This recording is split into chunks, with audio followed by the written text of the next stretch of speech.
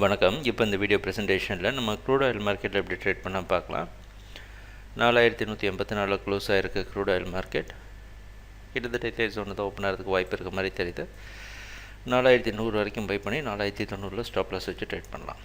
Stop loss range அதிகமாக இருக்கிறதுக்கு காரணம் என்ன அப்படின்றத பார்க்கணும் அப்படின்னா, நம்ம இன்டர்நேஷ்னல் மார்க்கெட்டில் க்ரூட் ஆயில் ட்ரேட் ஆகிட்டு இருக்க ப்ரைஸ் ஆக்ஷனை கொஞ்சம் பார்க்கலாம். அதிகமாக இன்புட் கொடுத்து உங்களை குழப்ப விரும்பலை.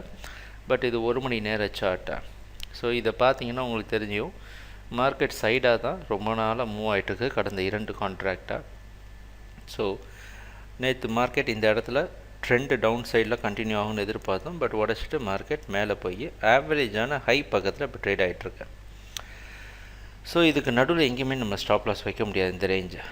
ஏன்னா இது எல்லாமே ஒரு கன்சால்டேஷன் ஃபேஸாக இருக்கனால நம்ம இதுக்கு பாட்டம் சப்போர்ட் பக்கத்தில் தான் நம்ம ஸ்டாப் லாஸ் வைக்க முடியும்.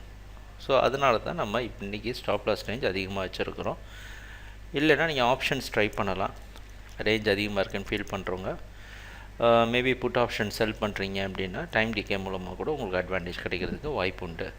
ஸோ ட்ரேடிங் நடக்கிறப்போ பார்ப்போம் என்னென்ன மாற்றங்கள் வருதுன்னு எங்கள் வீடியோ ப்ரெசன்டேஷனை பார்த்துட்டு வந்ததுக்கு நன்றி, மகிழ்ச்சி, வணக்கம்.